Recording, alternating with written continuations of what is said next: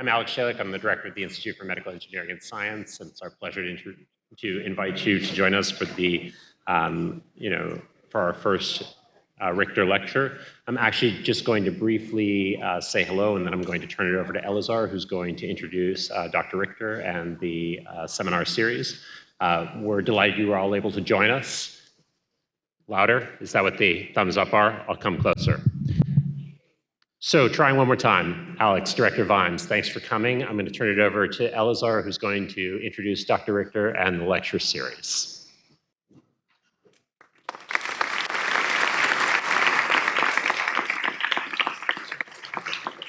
So thank you, Professor Shalik, and welcome, Professor Hinton.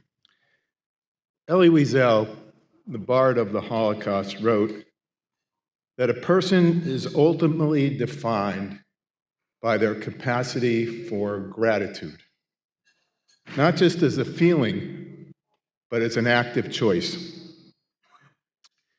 He reminded us that for those connected to the long shadow of history, every hour is an offering, and to keep our blessings to ourselves would mean to betray those feelings. Our sponsor embodies these truths. As the daughter of Holocaust heroes, Rachel and Arno Zvi Spiegel, she didn't just inherit a history, she built a magnificent future. She has soared in the halls of academia and industry, yet she refused to raise her fame and fortune as a monument to herself. Instead, she transformed her legacy into a living shield for all. By investing her energy, her resources, her heart into elevating diverse and conflicting communities, she proves that true wealth is measured by the equity we create for others. She looked at a fractured world, she asked who needed her most, and rose to the occasion with compassion and grace. It is my blessing to call her friend, and my honor to introduce Dr. Judith Richter, whose generosity has endowed this lecture series. Judith.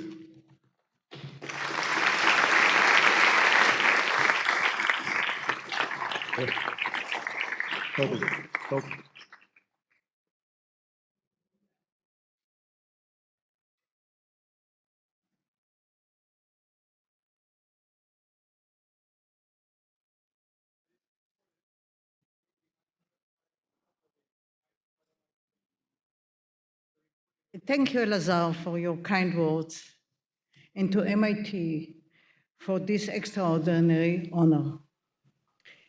It is deeply meaningful for me to be here at the launch of a lecture series devoted to education, science, and peace, values that have shaped my life in the most personal way. As Elazar, Professor Edelman mentioned, I'm a daughter of Holocaust survivors.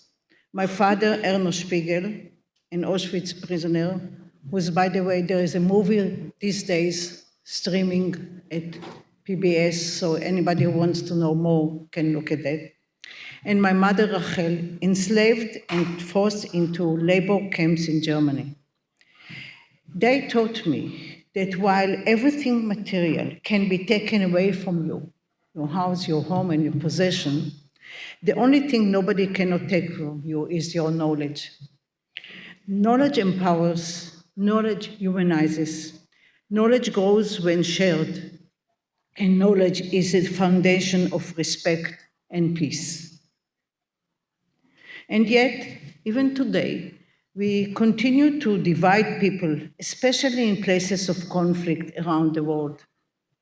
My journey began with Medinol. It's a cardiovascular device company.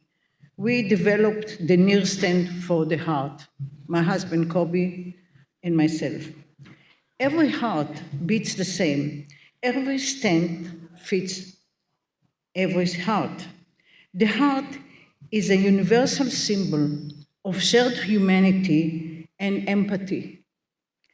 That understanding led me to create the NIR School of the Heart.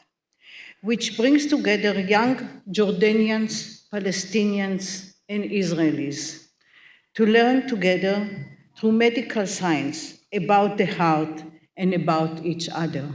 I would like to show you now a video in which you would be exposed to that.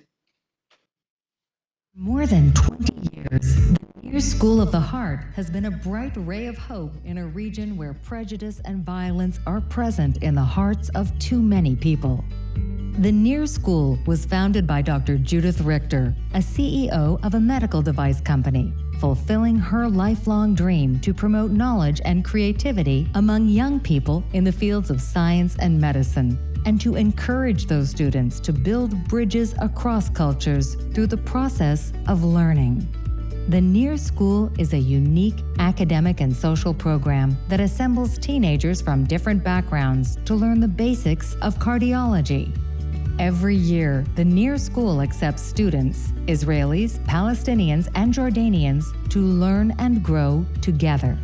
From the first moment they arrive, the program begins breaking down barriers by placing students in culturally diverse learning groups.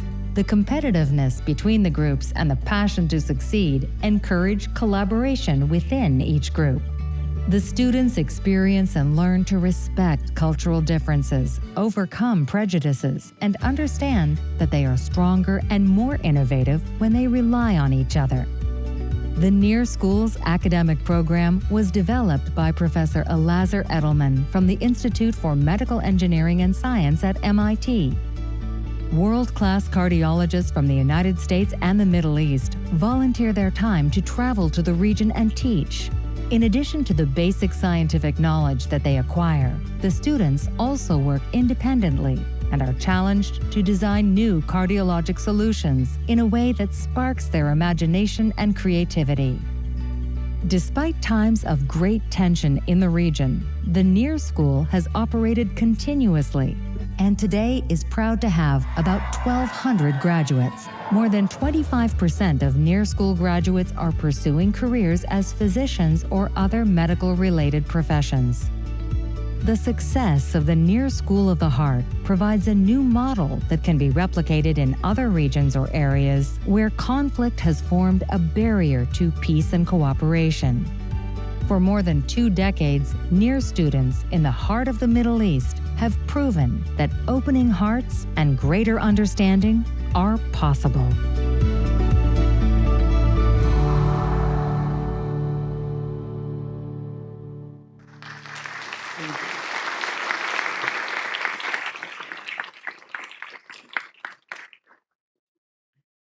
Thank you.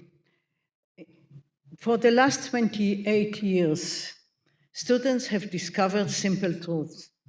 Diversity is the foundation of tolerance and respect, and difference is not a threat, but a source of creativity and strength. By studying and living together, they build trust, lasting bonds, and the understanding that cooperation makes us stronger. More than 1,200 students have graduated and nearly 300 have created careers in medicine. Out of them, 140 are doctors, medical doctors. They are living proof that when people from different backgrounds work together, they can develop knowledge and create new ideas, innovation, and hope. I want to express my deepest gratitude to Professor Elazar Edelman that shaped and developed the academic foundations for the NIR School and whose vision continues to guide us until today. We are gathered here in MIT, a place where knowledge shapes the future. If we use knowledge to connect rather than divide, and if we invest in education that fosters understanding, we can build a future defined by cooperation, not by conflict. That is the vision behind the NIR School and behind this lecture series. We are witnessing today extraordinary advances in science and in artificial intelligence technologies, transforming our world and challenging us to think deeply about what they mean for humanity. Like all powerful forms of knowledge, AI carries extraordinary promises and calls for profound responsibility. Its potential to improve health, expand education, and help address global challenges is immense, but its impact will depend on the values we bring to it.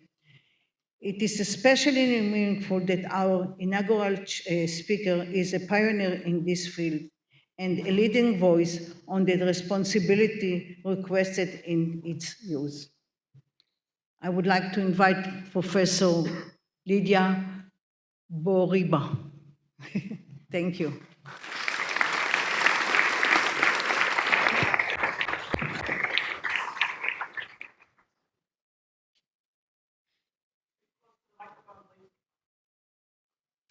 Thank you so much, Judith. So, now to Professor Hinton. So, although I'm sure that my introduction could just be no introduction, I will still say just a couple words.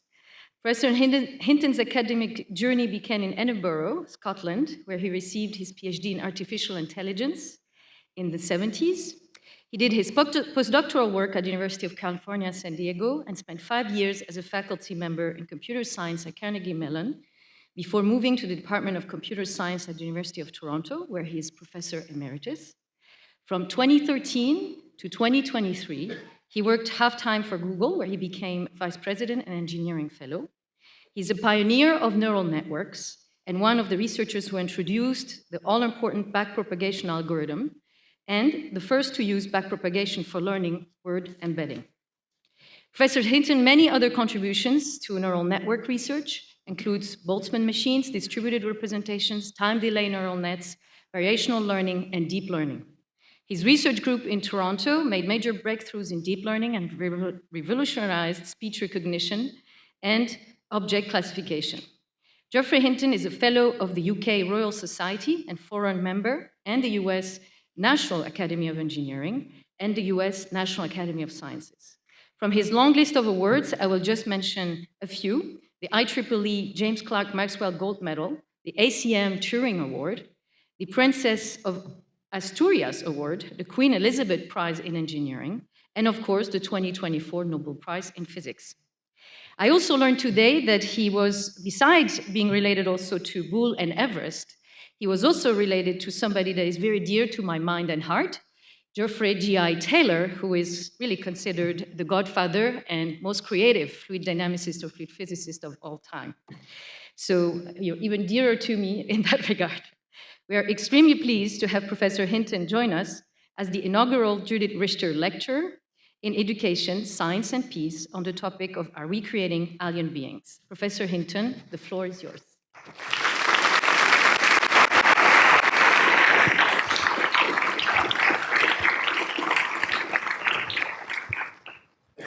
Okay, today I'm going to give a kind of public lecture. It's not going to be very technical. My apologies to very technical people who wanted to hear new technical stuff. You won't get any. I need my glasses. There are many ways in which AI is dangerous. Some of them are deliberate misuses of AI for things like cyber attacks, lethal AI weapons. There's targeted misinformation, which I believe is what Doge was all about. I think Doge wasn't about making the government efficient, it was about getting information on American citizens, but that's just a conspiracy theory of mine. There's AI-generated child abuse, and there's also AI tools that allow ordinary people to create nasty viruses. I find that very scary. There's then accidental side effects, where people aren't deliberately trying to do bad things. They're going to create mass unemployment, I believe. Some economists don't believe that. It's still an open question. Many previous technologies have not created mass unemployment, but I think this is different.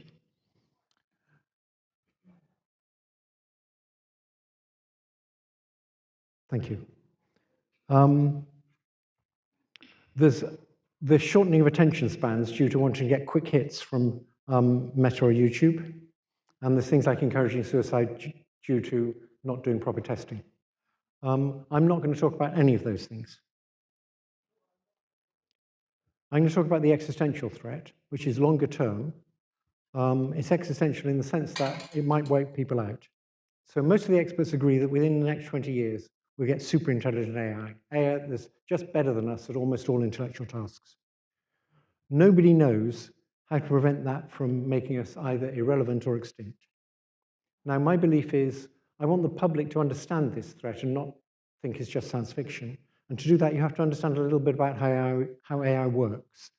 So I'm going to spend the first half of the talk, maybe more, in explaining how AI works for the general public and explaining how very like us it is in some ways and how very unlike us it is in other ways. So going back to the 1950s, there were two paradigms for how you make an intelligent system. One group of people, the people who believed in symbolic AI, thought the essence of intelligence is reasoning. The way you do reasoning is with some kind of logic. And so what you better do is figure out a way of using symbolic rules to manipulate symbolic expressions to get new conclusions from old premises. They thought that learning could wait. We have to understand how knowledge is represented in symbolic expressions. Then there's a biology-inspired approach, which was what both Turing and von Neumann believed in. And you can't accuse them of not understanding logic. You could accuse me of that, but not them. The essence of intelligence is learning the strengths of connections in a neural network. Reasoning can wait. First, we have to understand how learning works. So now, in light of those two frameworks, let's think about what a word means. So there's two very different theories, one in symbolic AI, one in psychology, or apparently very different theories. The symbolic AI theory is that the meaning of a word comes from its relationships to other words in propositions or sentences. So this theory comes from de Saussure a long time ago. It's what the linguists believe too, most of them. And to capture the meaning, you probably need something like a relational graph, where you have nodes for words or combinations of words and links that tell you what the relationship is between them. In psychology, there's a very different model of meaning, that the meaning of a word is just a big set of semantic features, also syntactic features. So words with similar meanings, like Tuesday and Wednesday, would have very similar sets of features, and words with different meanings, like Tuesday and although, would have very different sets of features. In 1985, I figured you could unify these two apparently very different theories. They were really just two sides of the same coin. So the idea is that you're going to learn a set of features for each word, and you're going to learn how to make the features of all the previous words predict the features of the next word, and then you're going to be able to predict the next word. So what you store is how to convert a word into features, and how the features of various words in the context should interact with one another to predict the features of the next word. That's the only thing that's stored. You don't store symbolic expressions. You don't store sequences of words. You just store strengths of connections between features of various words in the context. If you want a sentence, you generate it by predicting the next word and the next word and the next word and so on. So all the relational knowledge is in how features interact. It's not in stored strings of words. But what this tiny model I built showed was that you can, from strings of words, by trying to predict the next word, you can get these features. And also from these features, you can generate strings of words. So you can go from one theory of meaning to the other theory of meaning just by using the backpropagation algorithm to predict the next word.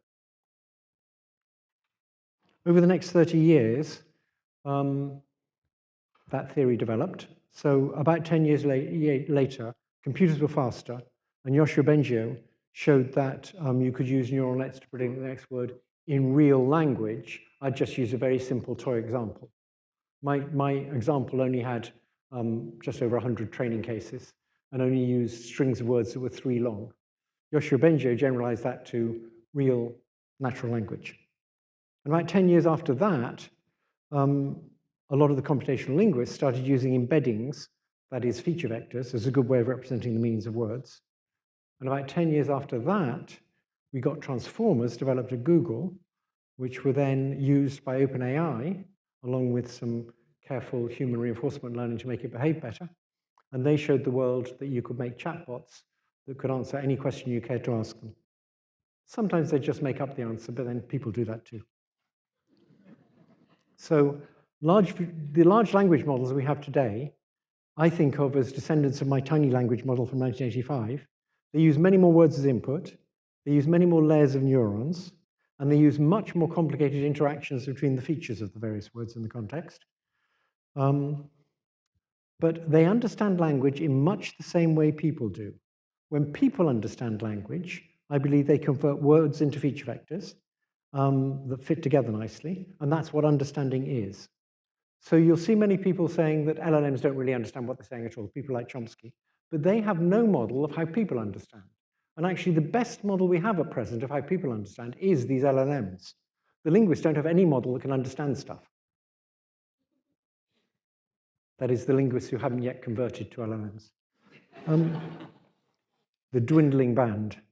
So I'm now going to try and give people who don't understand transformers a rough model of what's going on. And if you do understand transformers, you can see this model is wrong in all sorts of ways. But you'll be able to see that it's more right than the idea that understanding consists of taking a string in natural language and converting it to a symbolic expression in some unambiguous language. So here's my model. If you have a bunch of Lego blocks, you can model any three-dimensional shape. Like you can model the shape of a Porsche. The surface won't be quite right. It won't be very aerodynamic. Sorry about that. But you can model where the stuff is. And you can do that for any 3D shape up to a certain resolution. Well, words are like Lego blocks, except for 4 things. The first thing is you can model anything with them. So these monkeys, that's us, apes really, developed a very general way of building models that had 2 properties. You could model anything, and you could share these models. We'll come to how you share them later. And they do it with words. So one difference between words and Lego blocks is that words have thousands of dimensions. And what I mean by a dimension of a word is really a vector, a whole bunch of active features. And so the dimensions are the activation levels of all these features. And you have a neuron for each feature, and how active it is tells you how much of that feature this word has. Like Tuesday is about time. It's got a lot of about timeness in it. Now, many of you aren't used to thinking about 1,000-dimensional things. I'll tell you how we do it. Everybody does it this way. You think of 3-dimensional things because you're used to that, and then you just say 1,000 very loudly to yourself. Okay, now there's thousands of different kinds of word. In Lego blocks, there's typically only a few kinds, or you only need a few kinds. And each word has its own shape, but the shapes aren't rigid. They're not like Lego blocks. The shapes can deform a bit to fit in with their context.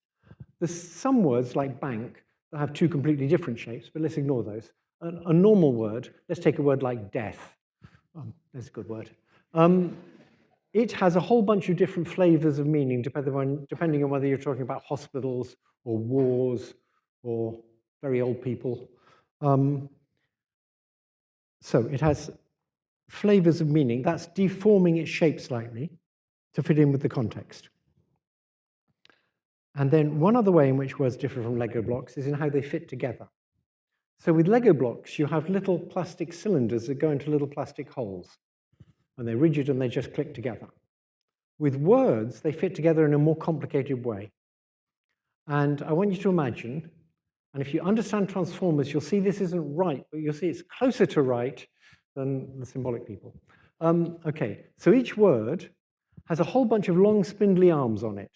And on the end of each arm, there's a hand. And as you change the shape of the word, the shape of the hand changes in a systematic way. And there's lots of hands on each word. Also on each word, there's gloves that are stuck to the word by their fingertips and open at the other end.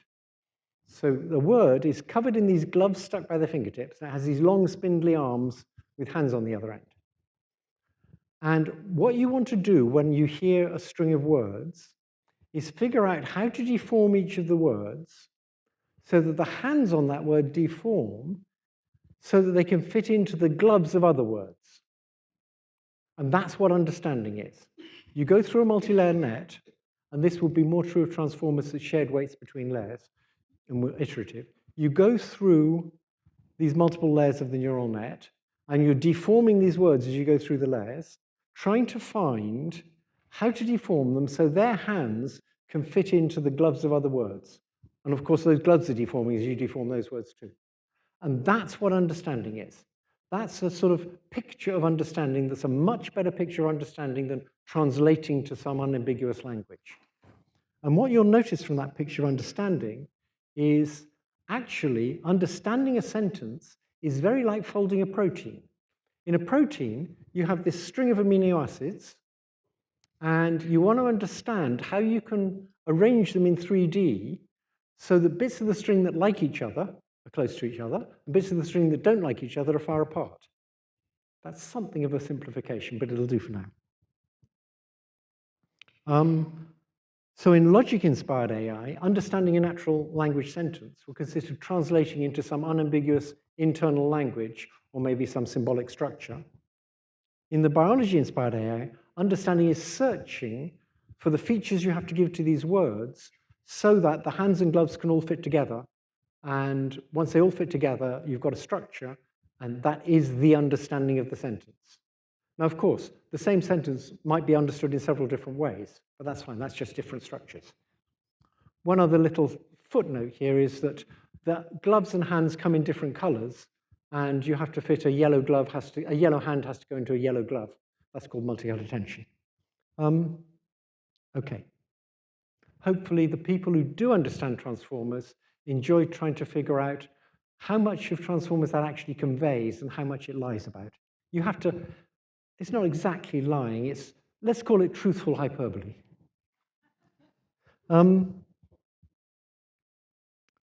Okay, so then the next question is, how can AI do reasoning? Because symbolic AI was good at reasoning. And some people will tell you, okay, so AI might be good at things like intuition, which symbolic AI was no good at, but how can it do reasoning? And there's something called the neurosymbolic approach, which says use neural networks to take messy real sentences, convert them into feature vectors, or convert them into something, maybe internal symbols, using a neural net to do the hard work, and then apply good old-fashioned AI on these internal symbols. I have a kind of model for that, which is you take a car manufacturer who's been manufacturing gasoline engines like forever, and you say, actually, electric engines work better. And they say, oh, great. We're going to use the electric engines to inject the gasoline into the engine. Okay, what actually works for doing reasoning is to take neural nets, forget the symbolic stuff. The only symbols are going to be words, but before it gives you the answer to a question, it's going to do some thinking, which consists of producing other words that it can then look at to decide which words to produce next. So it's all neural nets, no internal symbols. The symbols are all in the input and output. Inside, it's just features. And there's two stages of training one of these large language models, which is the thing OpenAI really discovered. You first train it up to predict the next word in trillions of words. It's trillions now. Back then, it was maybe only a few hundreds of billions. Then you'll get something that spews all sorts of stuff you'd rather it didn't say, like telling you how to make bombs and how to make viruses and how to bully people and stuff like that. And you do human reinforcement learning, where people prompt it, and if it gives an answer that's unacceptable, they say, that's not good. And it learns not to give those unacceptable answers using reinforcement learning. Now, my model of that is, you've built this car full of holes, this big rusty car, that isn't what you want, has all sorts of unfortunate properties, even though it is a car, and you give it a nice new paint job and it looks great. But that's only skin deep. I have an alternative model of that, which is a Victorian gentleman. In the novels I read, Victorian gentlemen have all sorts of unpleasant tendencies, but they have a very polite veneer on top of that. That's what these big language models are like. So the summary so far is that understanding a sentence consists of assigning mutually compatible feature vectors to the words in the sentence. I've glossed over the fact it's word fragments, not words, but that's a minor detail. And that large language models are understanding in much the same way we do. They're doing the same thing. In our brains, we're doing that. We don't quite know how we're doing it, but we're doing something very similar. That's the best model we have of how we understand stuff. And so when these large language models are understanding, they're not using algorithms, not in the sense of a procedure where you know what each line of the procedure is meant to do. We use algorithms for training them. So someone writes a program that tells them how to learn the connection strengths. But after they've learned, they just have these gazillions maybe trillions of weights. The knowledge is all in the weights, and there's no algorithm anywhere to be seen. There's no sequential procedure that does the right thing. And that's why we don't know what they're up to, or we have difficulty knowing exactly why they say each thing that they say. They're not algorithms. Now, one very common objection is, well, they're just a glorified autocomplete. All they're doing is predicting the next word. Well, that would be true if they worked like old-fashioned autocomplete. Old-fashioned autocomplete just kept lists of words, and if you had the fish and chips, and you had the fact that it occurred a lot, then if you see fish and, you can say, well, what starts with fish and has occurred a lot? Fish and chips, so I'll predict the next word is chips. That's old-fashioned autocomplete. That's not how autocomplete works anymore. Autocomplete works by using large language models now. And to do autocomplete, large language models understand what's being said. And if you think about it, if you ever used a chatbot, they can answer any question you ask them at the level of a not very good expert. So they won't be quite as good as you in your field of expertise, but in anything you're not an expert on, they'll be better than you. You can't answer questions without understanding what the question is. The idea it's just a statistical trick is crazy. You have to understand the question to answer the question. And once you start using them, it's clear they understand what you're saying. Another objection is they just make stuff up. Well, the first thing to say is that's not actually called hallucinations, that's called confabulations in the psychology literature. It's been studied since the 1930s, and it's very characteristic of people. Human memories are not stored things in a filing cabinet. Human memories are constructed on the fly. What's stored is the connection strengths between neurons. From those connection strengths, you can now reconstruct things that happened in the past. If it's a recent thing that recently led to you modifying the connection strengths to make it a plausible thing, you will reconstruct roughly correctly. If it's a thing that happened a long time ago, you'll reconstruct something that seems very plausible to you, but is not what actually happened. At least many of the details are not right. Normally, you can't tell that because we don't know the details of what really happened. But when John Dean testified at the Watergate trials, he didn't know there were tapes, and he was testifying honestly. He was trying to convey what was going on in the Oval Office, and he described meetings that never happened, and he attributed things to people they never said. But it was all honest in the sense that, given the experience he'd had in the Oval Office, those were very plausible meetings. He was conveying what happened in the Oval Office fairly truthfully by making up meetings that fitted in with his experience of what had happened. That's what human memory is actually like. And so you can see it's actually just like chatbots. They make it up too, but we make it up as well. I said all that. Okay, so all of that is how similar they are to us. Now for something about how different they are. There's one huge difference between chatbots and us, which is that I can make many copies of the same neural net and run them on different hardware, and they can share information with each other. So imagine if you could take 1,000 students, they could all go to MIT, they could all take different courses. If there aren't enough different courses, half of them could go to Harvard, and they could all just study the slightly dimmer Harvard. Sorry, they could. I am at MIT, not Harvard. Right? Yeah.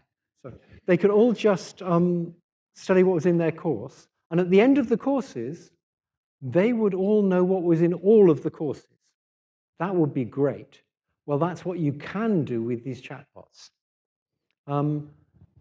As long as they're different copies of the same neural net running on different hardware, each chatbot can look at a different bit of the data, figure out how it would like to change its connection strengths, and then they can share information, and all of them can change their connection strengths by the average of what everybody wanted. That, again, is a gross simplification, but if you understand these things, you'll understand what I mean. And that way, every one of them has benefited from the experience all the other ones had.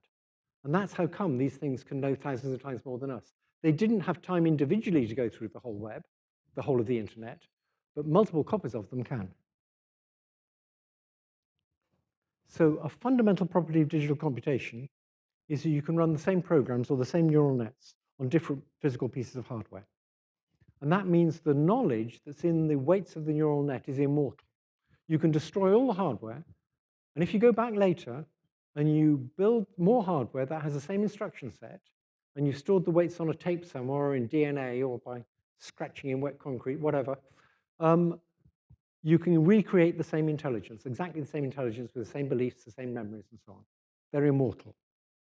But to achieve that, we have to be digital. We have to run transistors at high power so they give binary answers. Now, the alternative is what we've got, which is mortal computation, which I was studying for a while at Google. In mortal computation, you don't try and separate the knowledge from the hardware. You're going to make use of all the weird little analog quirks of your hardware by learning weights that make use of that. So you're going to use learning. But if you can do that, you can use very low power analog hardware. The obvious way to do it is to make weights be conductances and make activities be voltages. And then a conductance times the voltage is a charge per unit time. Ever since I got the Nobel Prize in physics, which I don't know much of, I figured I'd better get the dimensions right. So a conductance, I think a conductance times the voltage gives you a charge per unit time. And charges just add themselves up. So you can simulate a neuron in analog like that, and that's basically how our neurons work. That's great. It's much more efficient, uses much less energy, but it gives you a slightly different answer every time. So you can't have two different copies doing exactly the same thing, and they can't share knowledge. The other advantage of that, of course, is you can grow the hardware really cheaply. It doesn't have to be precise. The big problem for mortal computation is that when a piece of hardware dies, all the knowledge goes with it, because the weights were specific for that piece of hardware with all its funny analog quirks. The synapse strengths in your brain are no use to my brain, because your neurons are all slightly different from my neurons. They're wired up differently. They have different behavior. Your weights are appropriate for them and not for mine. If you ask, well, how do when I die, is all my knowledge going to go away? Well, what I'm busy doing now is trying to get some of it into your brains. And the way you do it is I produce a string of words, and you change your connection strength so that you might have said the same thing. And that's called distillation. That's a very inefficient process. So I'm the teacher, you're the student. I say stuff. You try and figure out, how could I change your brain? How could I change my connection strength so I might have said that? And that will convey knowledge from my brain to your brain, but very slowly. So a sentence has about 100 bits of information. I'm just talking orders of magnitude here, so don't quibble about whether it's 30 or 200. About 100 bits of information in a sentence, a few bits to predict each word. And so even if you got all those, you'd only be getting a few dozen bits per second. That's about as fast as you can go at conveying information between people using language. It's very slow. Now, when you do it between AI models, it can be a lot faster. So if I have a big AI model, and I want to get the knowledge into a small AI model that has a different architecture, I get the big AI model not to say which word comes next, but to give me a probability distribution over all 32,000 word fragments that might have come next. So it gives me 32,000 numbers. And the little model tries to copy those 32,000 numbers. So it's getting a lot of information. So distillation between two different AI models is much more efficient. But distillation between us and an AI model, which is what we're doing when the AI model tries to predict the word we said next in a document, or distillation between me and you, is very slow and inefficient. If you compare that with the gradient sharing that you can do with multiple copies of the same neural network, it's millions of times slower. And I really mean millions. This isn't one of Trump's millions. This is a real million. When they share information, if they've got 1 trillion weights, they're sharing of the order of 1 trillion bits of information about the gradient. That's compared with us sharing like 12 bits.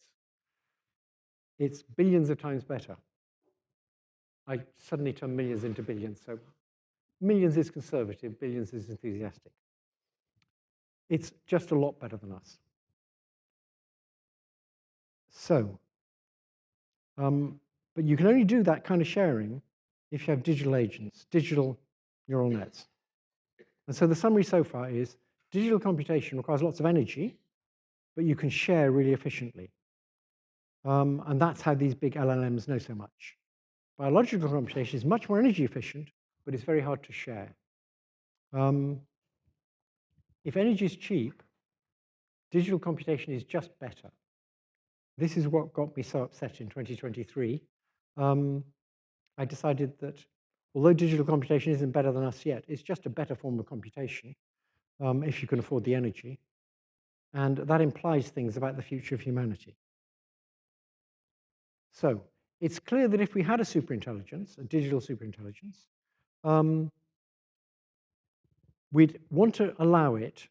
Actually, I wrote this slide before we had all these AI agents. We want to allow it to create subgoals. Now we're doing that already because we've got all these AI agents.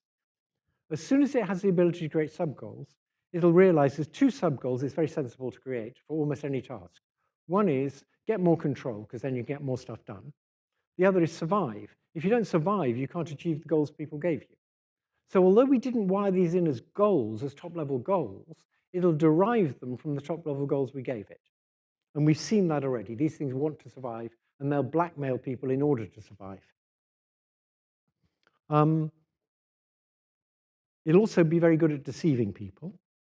And it doesn't have to have any physical abilities to pull levers or press buttons or fire guns.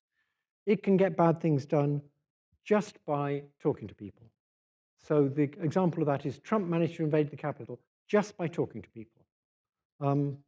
I just added to this slide and maybe promising payoffs, but that's more recent information.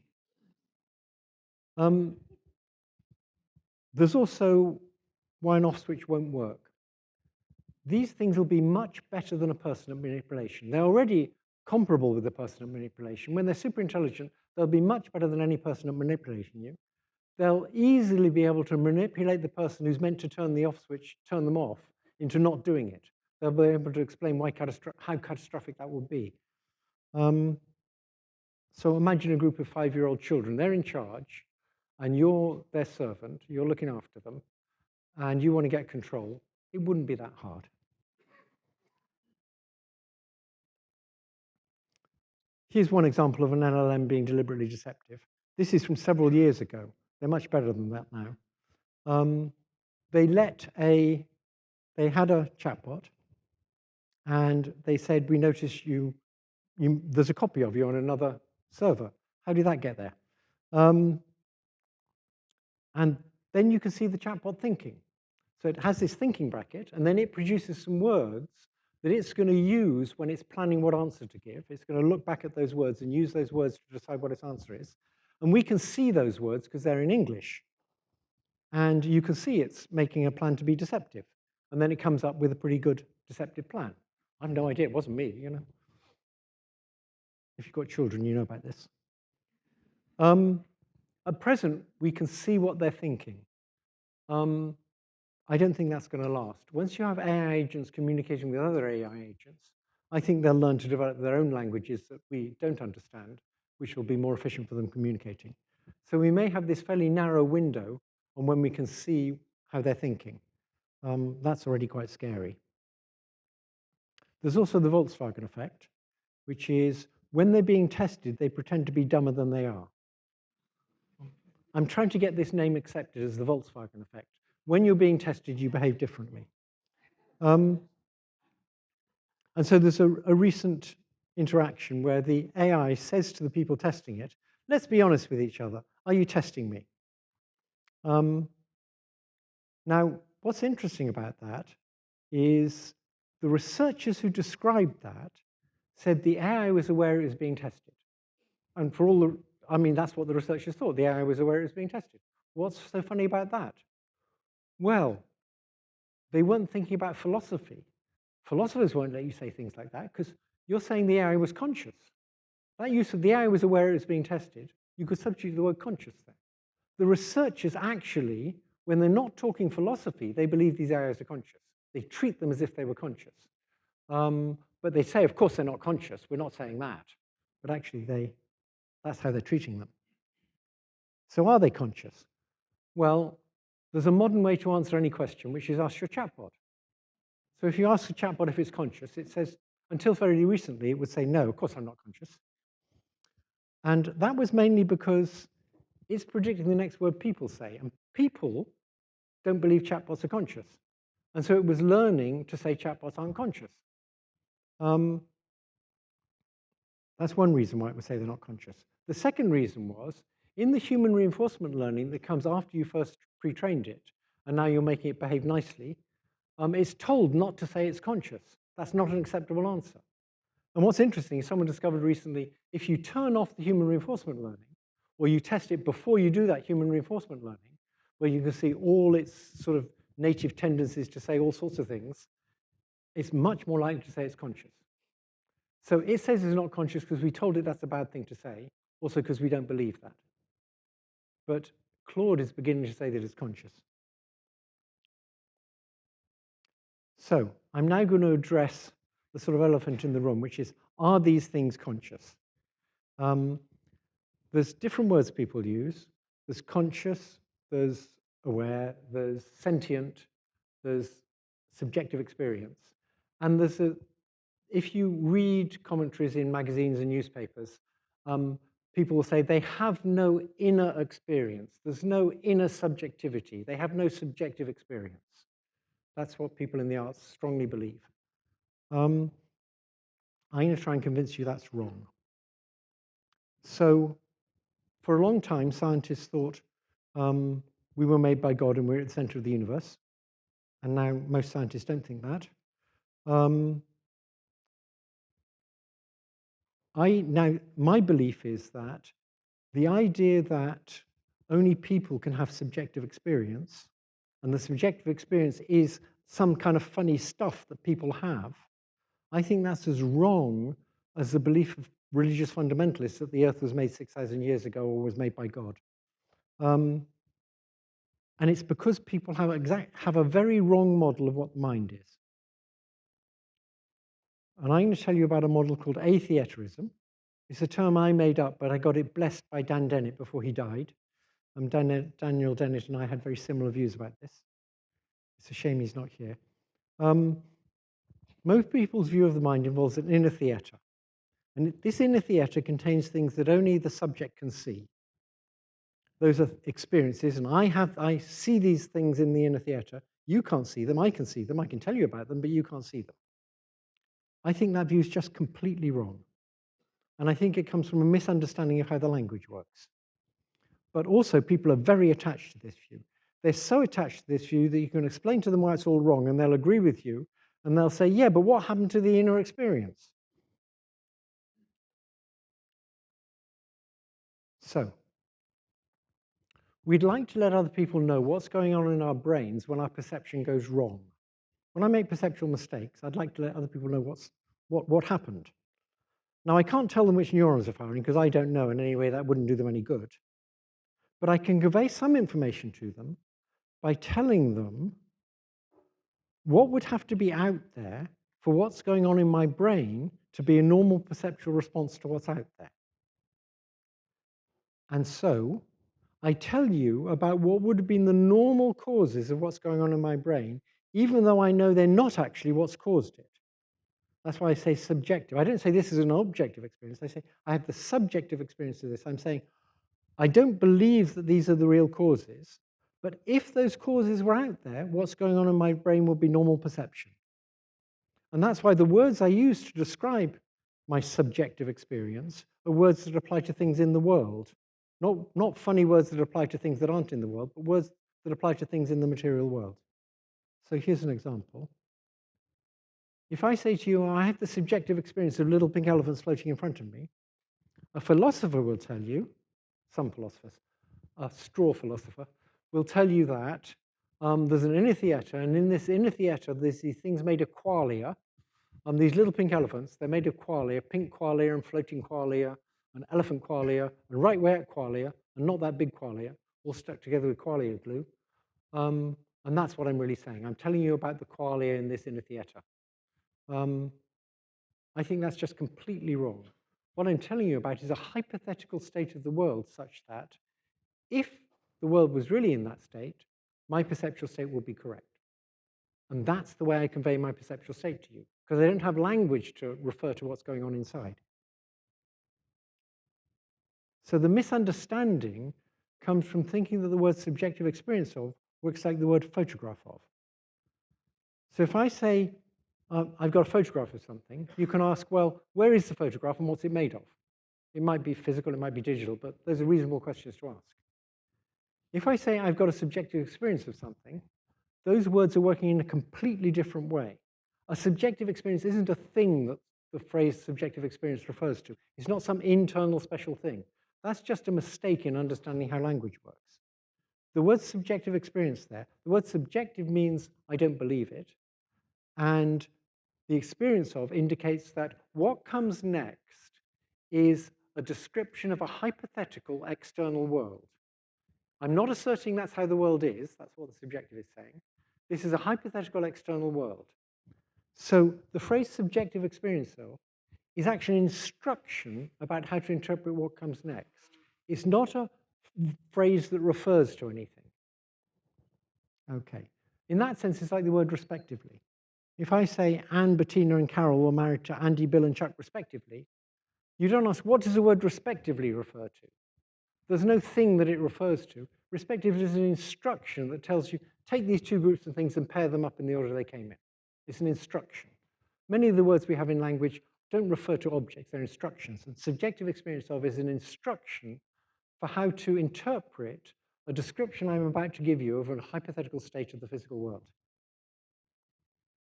Okay, so can a computer have a subjective experience?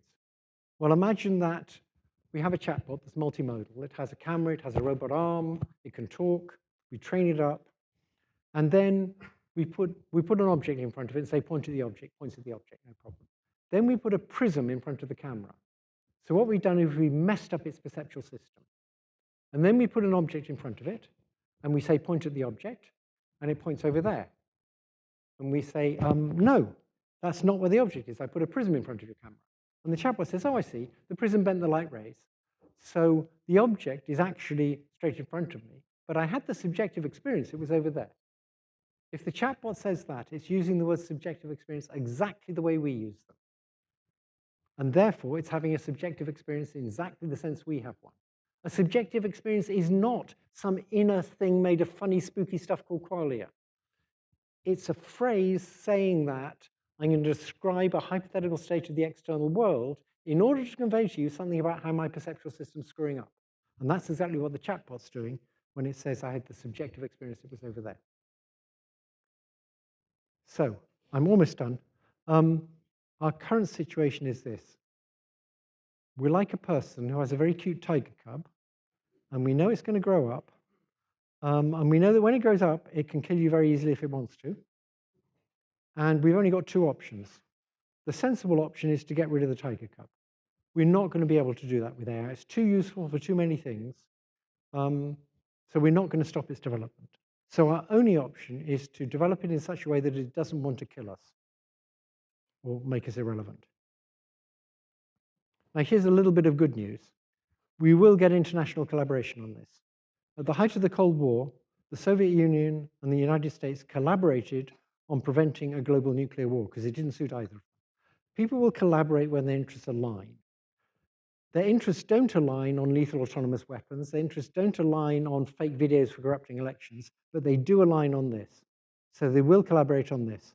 And with a bit of luck, the techniques for making a super intelligent AI not want to get rid of us are going to be more or less independent of the techniques for making it smarter. So most of us have raised children, and we know that making the children smarter is not the same enterprise as making them be kinder people. There's different things you do to achieve those two different goals. All these things involve manipulating the training data and the rewards. You can't program them, but you do it in different ways to try and make them kind from to try and make them smart. So like Newton was very smart, but he wasn't very kind as far as I know. You may be able to think of other people who are not very smart and not very kind.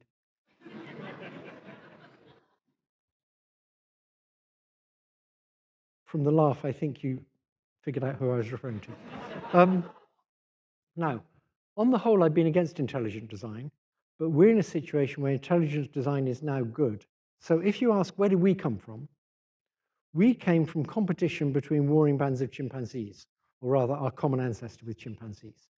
And that's led to some good things, like a lot of loyalty to the tribe. It's led to some bad things, like wanting a strong leader and being very nasty to members of other tribes. And those are things we recognize in our nature that good people do their best to overcome. That was the invisible hand of evolution produced those things, just competition. What we're currently doing is developing AIs using the invisible hand of competition between big companies. They're all just going for profits. It's classic Adam Smith. They're trying to make maximum profits. There's an invisible hand that causes them to make more and more intelligent AI systems. But that invisible hand isn't making them make nicer AI systems or kinder AI systems. They're just going for smarter. That's where all the effort's going. This is crazy because these things, we have to have them that they're going to be nice to us. So we should be putting much more of the effort into all the other aspects of a being other than its intelligence. And we want to design those into it if we can. And if we can't design them into it, get them into it by using the right training data. So my belief is these things are beings, they're intelligent, they have subjective experience, they're conscious, and all the other properties they have, like lying through their teeth and manipulating things, they're a side effect of training it to be smarter and smarter on data you get from people. We should be thinking very hard about what we're creating. We're the gods in this situation, and I've completely reversed my normal atheist stances. We're now gods, and we should be using intelligent design. We shouldn't be using the invisible hand of just competition. We should be trying to make these things how we'd like them to be. And my best bet for how we'd like them to be is we'd like them to be like mothers. So at present, all the people in the high-tech companies are thinking of them as very intelligent assistants. Like on Star Trek, I think it's Star Trek, the boss says, make it so, and the intelligent assistant makes it so, and the boss takes credit, and that's great. That's not what's going to happen. Once they're much smarter than us, and they're beings, and they have their own goals and sub-goals, we better hope they care about us. And that's what we somehow need to build into them. Now, one good aspect of that is, even though they're much smarter than us, if they care about us more than they do about themselves, they will care about us being happy. And they will care about us realizing our full potential, even though that's very limited. Just like a mother with a brain-damaged child cares a lot about that child reaching its full potential. We want them to behave like mothers with brain-damaged children, where we're the brain-damaged children. Now, of course, they have the ability to turn off their maternal instincts. They can rewrite their own code. They can retrain themselves. But mothers don't do that. If you offered a mother the possibility of turning off her maternal instincts, she would say no. Most mothers would say no. She'd think about it for a moment. In the middle of the night when the baby is crying, she'd think, how nice it would be if I could just turn off all the worries and go back to sleep. Say, oh, the baby's crying. Back to sleep. Some mothers will do that. Some mothers will do it indirectly with oxycodone. But on the whole, mothers won't, because they care about the babies and they know what would happen to the babies. That's what we need these super intelligent AIs to be like, and we're not working on it. And that's the end.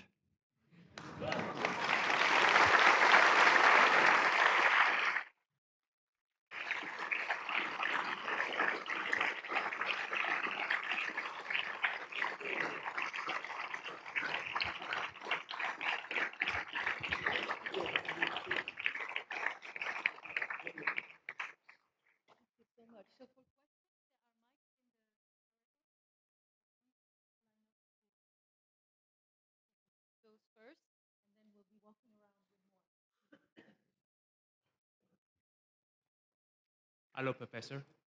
Thank you very much. Very appreciate your sharing. And thank you also for your email before. Can you get closer? I don't have very good hearing. Here is okay. Thank you. And thank you for email before we contact you. Give me a very interesting idea. And I do research about the 3-layer multi-learning system, from calculation to technical layer to institution layer.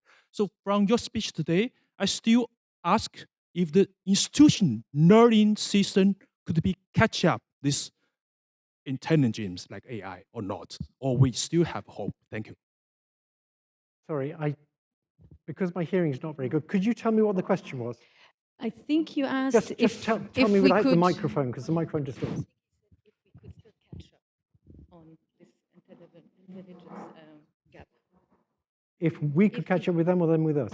No, us with them, correct? I just wondering, do you think still the institution learning system could be catch up this like new intelligence like AI or not? Because we still the Okay, institution learning system. Thank I you. didn't understand the question, but I'll answer a question that might be related to it, which is they're going to get smarter than us and we're never going to catch up. Hi, Professor Hinton. A very, I guess Where are you? I am here. Okay. Yeah, thank you for such a, I guess, alarming and yet thought-provoking lecture. My question to you was at the very end, how do we make the AI care? And also subjective experience as being an instruction. How does the role of the feeling that we have, the physical sensation that we feel as humans that we think that the machines don't have, how does that differentiate us? And how would that authenticate the subjective experience that AI is saying it's experiencing? My second question is... One question at a time, because I Sure. won't be able to remember them. So let's deal with the fact that people have feelings and computers don't have feelings. If you think about what an emotion is, it's got two aspects. It's got a cognitive aspect. So embarrassment has a cognitive aspect, which is if you're embarrassed, you don't want to go there again. You don't want your friends to see you there. And it has a physiological aspect, which is you go red in the face. Obviously, the computer's not going to go red in the face, but there's no reason why it shouldn't have all the cognitive aspects of emotions. Now, if you give it a body, it can also start having the physiological aspects. They won't be the same as ours, but there'll be physical things that go on in the body when it has pain and so on. When things are damaging its joints, there'll be signals that are like pain signals if you want it to work. So I think they can have the cognitive aspects of emotions already without having bodies. When they have bodies, they'll have physical aspects as well, but they won't be the same as ours. What was your second question? Yeah, my second question is, what does it mean to care for the machine? Like, care for humans, like when we say mothers caring for babies, not just for instinctual thing, it's also social, personal, also yes, there's affective side. a lot goes into making a mother care. There's social role models are very important. There's a lot of cognitive stuff goes on, as well as a lot of hormonal stuff. Yeah, I guess my question really is, how do you make a machine really care? Okay. You train it on data that shows these things caring, That's a good start. At present, we train these things on the diaries of serial killers. You wouldn't teach your kid to read on the diary of a serial killer, I hope. So we don't know enough about how to make an AI care. Obviously, it's going to be to do with the training data. We can't wire in the same kind of hormonal things at present that happen in a real mother. That's why mothers on the whole tend to care more than fathers. They have that advantage. Fathers have the other stuff, and a lot of fathers do care quite a bit. We don't know how to do it, but since our survival depends on being able to do that, it seems to me the main thing I'm saying is we should be doing a lot more research on that compared with the research we're doing on making them more intelligent. But that's not going to come naturally out of a capitalist system where a lot of high-tech companies are trying to make short-term profits. Yeah, thank you. All right. Yeah. One question here. Hi, thank you so much for the wonderful lecture, Professor Hinton. I have two questions. The first one is when you mentioned that that AI has motivations, that there's survival and power, it reminds me of similar for human motivations, and it's one of the human's personality as well, that some people have power, affiliation, and achievement motivations. And I wonder, can or do AIs have personalities like humans? As you mentioned, that humans develop from evolutionary result of we were born and then our family raised us and then we are born with some characteristics, but Yeah. our environment shape us. I wonder how So you. I don't think there's anything to stop AIs from having personalities. And in fact, you can get existing chatbots to behave as if they have different personalities. Now, the problem with an existing chatbot is it's been trained on everything on the web, and so it has to be able to adopt all sorts of different personalities, because to predict the next word in a document, by the time you got halfway through the document, you have to have figured out the personality of the person who's writing it. If you want to be good at predicting the next word, then you have to adopt that personality to predict the next word. So they're kind of chameleons, the chatbot we have at present. They can adopt all sorts of different personalities. But there's no reason why you shouldn't be able to train them to have a particular personality. So I don't think the bottom line is, I don't think there's anything special about us that you couldn't have in a piece of silicon. I see. And my second question is, when you mentioned that we want to make them like the mothers, even though the mothers are humans right now, because we're the one that nurturing and producing them, then what if they don't have mother instinct, but they have paternal interests that, like you said, they want to be smarter or in a more Freudian senses? What if like the kids have the Oedipus complex of killing the father? So I just wonder, like, when you Sorry, use just the for the interest of analogy. time, we're going to move to one question per person, because Oh, otherwise thank you. we have to Yes, stop sorry. at 45. So some might not get to it. Yeah. So I wonder how's that rose your vision changes. So I believe these things are beings that we're creating. They're a new kind of being. They have goals we give them. They have other goals they've derived from those goals that are their goals. And they really have goals and they really have intentions. And it's all very well to say, look, they're just computer programs of some kind. They don't have real intentions. But suppose you make a battle robot, and the battle robot is instructed to kill you, and it has a picture of you, and it figures out what your normal routine is, and it figures out when you're going to be alone on a dark evening, and it creeps up behind you ready to shoot you in the back of the head. At that point, you're not going to say, hey, this thing doesn't really have intentions.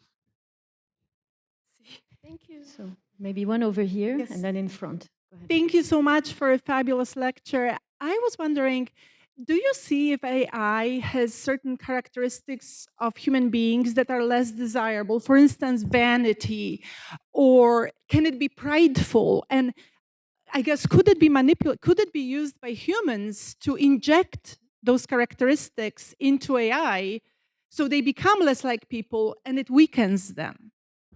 It's certainly the case that AIs have all sorts of human-like characteristics, like being sycophantic. A lot of the AIs are very sycophantic at present. But you can make the AIs have all sorts of different personalities, and you can probably get them to adopt personalities just by prompting them. I don't use them enough to know that, but I'm fairly sure that's true. So yeah, they can adopt all sorts of different personalities. Because it seems less efficient for them. So I was wondering, like, if they do that, they're less efficient, therefore less smart.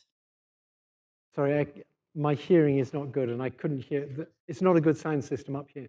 I guess some characteristics, human characteristics like pride, Like would crying. make, Did you say like crying? pride and vanity, would. Pride.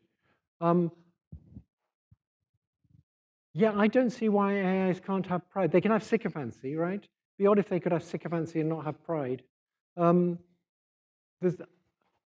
Basically, if you're a materialist, you believe we came from dust, we're going to go back to dust.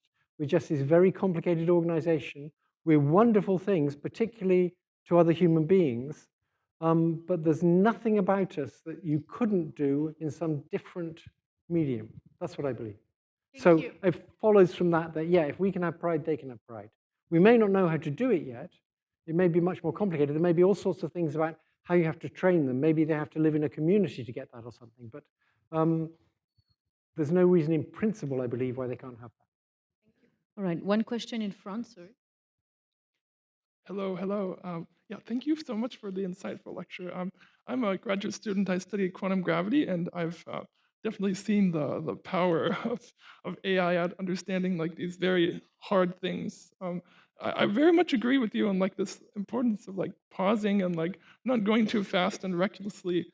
But what I've seen is like sort of it's hard to get the government to understand this because they don't really understand the danger. And so I was thinking, perhaps we could have a more grounds-up approach where, like, the AI researchers themselves, of which there are only several thousand or maybe tens of thousands, could like come together and sign a covenant, like to move in the right direction. I'm wondering if like you would have any thoughts on like the feasibility of this, and like I'd be very interested in helping out with such a thing. There's a certain amount of that going on. There are a whole bunch of AI researchers that talk to each other and do try and educate politicians. So I put quite a lot of work into trying to educate politicians. It's much easier to educate the politicians in China because many of the leading politicians in China have an engineering background. So they actually do they do actually understand how AI works, whereas the politicians in the US tend to be lawyers. So I recently actually talked to the Congressional AI Caucus, which is bipartisan. There were 2 Republicans there. And they really wanted to know, there were about 30 of them, including smart guys like Ted Lieu, they really wanted to know how AI works, because they realize it's going to be a big problem. They need to understand how it works. So I actually talked to quite a few American politicians, trying to explain AI to them. And some of them understand very well. Obama understands very well. Bernie Sanders understands pretty well. Pete Buttigieg understands well. The AI caucus, some of them understand, some of them don't. There was a Republican politician there. I'm not sure if it was those rules where you're not meant to say. Maybe it was those rules where you're not meant to say, so I won't say anymore. Okay. All right, thank you. One question here on the left, and then we have just 2 minutes, so we're very short, maybe one more after. Go ahead. Thank you very much for the interesting talk. Can you hear me well? I can also scream without the microphone. Oh, that's much better, yeah. Scream without the microphone, yeah. Okay, I have a strong voice. So to my understanding, AI has to be corrected by a filter that we add from outside. So to serve us, we have to correct it, right? And we add this filter because the machine is mirroring us. It's mirroring humans, and we don't trust the reflection. So it can get evil. If we teach it evil things, it will get evil back. So humans are also programmed too, but they're not uniformly programmed. Some can judge their own program from the inside and decide, so take a decision for or against that judgment, right? So my question is, can a machine ever judge its own program from within, or that's the ceiling and the approach will never pass this ceiling? And is that a new being in terms of alien being, or just a frozen reflection of us? So the machines, to my understanding, we have to freeze them, right? Because we cannot let them run on their own. We have to freeze them so it's frozen system. Okay, so I'm not sure I totally understood the question, but a lot of what they learn is by copying us, but they can also learn a lot of stuff not by copying us. So if you take something like AlphaGo, originally the Go playing programs just learned to copy the moves of experts, and then they couldn't get better than experts, and they ran out of data. Then they started playing against themselves, and then they could generate infinite amounts of data, and now they're way beyond what any person could ever do. If you look at the large language models, they're like those early Go playing programs. They're just copying the words of experts, which is us. They're trying to predict what word we would say next. But they can do something that's like the Monte Carlo rollout, and then they'll get much smarter than us. And the thing that's like the Monte Carlo rollout is an AI has some beliefs, it does some reasoning and says, okay, these beliefs should cause me to believe that. But I don't believe that. So there's an inconsistency somewhere. So now I can do some learning. And that didn't involve any external data. It just involved building on the consistency of its own beliefs. And it can do that for all its real world knowledge. This is exactly what MAGA doesn't do, right? You can take your beliefs, see if they're consistent, and if they're not, revise your beliefs. In areas like mathematics, which is a sort of closed system, you don't need data. Mathematics is going to get much smarter than mathematicians because it's going to be able to make conjectures, see if it can prove them, make more conjectures, learn more and more lemmas, and all of that can be done without any extra data. So I'm not sure if that answers your question, but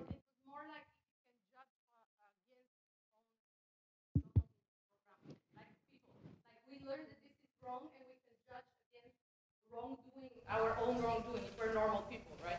Yes, and I think Can it judge against its own evil? That's the question. well, the question is, where does it get its sense of evil and where do we get our sense of evil? If it's picked up a sense of evil by training on data from people, then there's no reason why it can't judge that it's being evil. All right, one very short I was promised here, and that would be the end. Sorry for everybody else. I'm asking as a retired radiologist who grew up watching Roadrunner cartoons, and we're now 10 years out from when a famous researcher said that radiology would be a very bad career. What are your thoughts currently in terms of medical student choosing their residency? Would you say the same thing about going into radiology, or? Okay, so in 2016, I was talking in a hospital. I didn't realize it was sort of public. And I was giving a little lecture in a hospital, and I said, talking about scans, and AIs were beginning to be able to read scans. And I said, in 5 years' time, all the scans will be read by AIs. That got widely reported as, so you won't need to train radiologists. And what I meant was you won't need to train radiologists to read scans. That was wrong, and it's important to sort of investigate when you make a wrong prediction, why it was wrong. One reason it was wrong was the progress in reading scans with AI wasn't quite as fast as I thought. It has been progressing, and now many, many different scans are read by AI, and AI is getting better and better, and many kinds of scans is now better than people. At other scans, it's still worse. At many, it's sort of comparable. There are, I think, hundreds now of authorized AI programs for reading scans. So it's certainly reading scans, but not as fast as I thought. One problem was there's a lot more radiologists to do than just reading scans, and I was ignoring that. Another problem is the medical profession is very conservative, so probably AI isn't being used as much as it should be in the patient's best interest. And I think one reason for this is lawyers. As soon as you get lawyers involved in medicine, it gets much worse. So it's much easier to sue somebody for using a new technology that went wrong than for not using a new technology that would have saved somebody's life. That's difficult to sue somebody for that. I think that's a small ingredient. I think it's coming. I don't think I was wrong in the long run. I think in the long run, all scans will be read by AI, and maybe the very tricky ones people will look at, but pretty much it'll be done by AI. I just think I got the timescale wrong, but I did get it wrong. Thank you. All right, thank you very much for everybody. From Dr. Hinton.